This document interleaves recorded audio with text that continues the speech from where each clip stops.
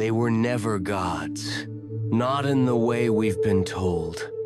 Not in the way dusty textbooks or Sunday documentaries like to frame them as symbolic figures or mere personifications of nature. The ancient Egyptian deities were something entirely different. Something terrifyingly real. When we hear Ra, Thoth, or Anubis, we imagine myth, stories, archetypes. But what if those weren't myths at all? What if they were memories distorted by time, encrypted in metaphor, wrapped in ritual to preserve something too powerful, too raw, for ordinary minds to handle? You see, the ancient Egyptians weren't primitive. They weren't obsessed with death for no reason. They were custodians, guardians of something vast knowledge that didn't originate from Earth. Their temples weren't just places of worship. They were technology, stargates, tuning chambers for the soul. And the so-called gods, they weren't gods. They were beings, entities, visitors. Look closely at the depictions. Thoth with the ibis head always holding tablets, always surrounded by cosmic symbols. That's not art, that's communication. He wasn't a scribe of stories. He was an architect of frequencies, a calibrator of minds, an engineer of consciousness. Every glyph, every pose, was a map not to heaven, but to inner activation, to transformation. And Anubis? The jackal-headed figure guiding souls through the underworld. That's not a metaphor for death. It's a literal technology for dimensional travel. He didn't judge you. He prepared you. For the journey beyond this reality.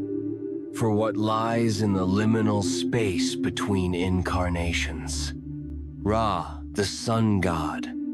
Or so we thought. But what is the sun? Really? A ball of fire? Or an interdimensional portal? A core of divine intelligence? Ra wasn't just the sun's personification. He was the intelligence within it. The consciousness behind the light. He wasn't worshipped, he was contacted. The priesthoods of Egypt weren't religious leaders. They were operators. Initiates trained to interact with non-human intelligences.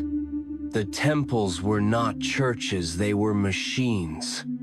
Alchemical labs. Vibrational chambers where sound, light, and sacred geometry unlocked altered states.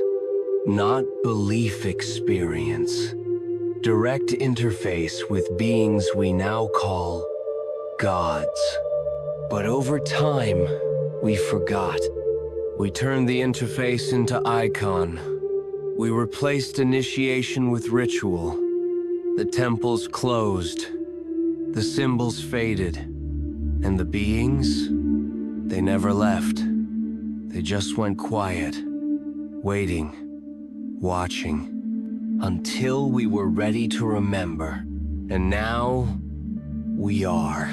Because deep within our DNA, buried beneath layers of programming, lies an ancient code, a memory of contact, of standing before entities not bound by space or time, of being taught not to worship, but to awaken. The gods were never above us. They were alongside us, whispering, teaching, initiating. But that kind of truth is dangerous. It shatters the narratives. It breaks the illusion that we're alone or insignificant, that the ancient world was backwards and primitive, that gods are fantasy. The Egyptians knew something we've only begun to remember. The divine is not something you pray to, it's something you become. And those gods? They weren't just beings of myth. They were the architects of consciousness, and they never stopped building.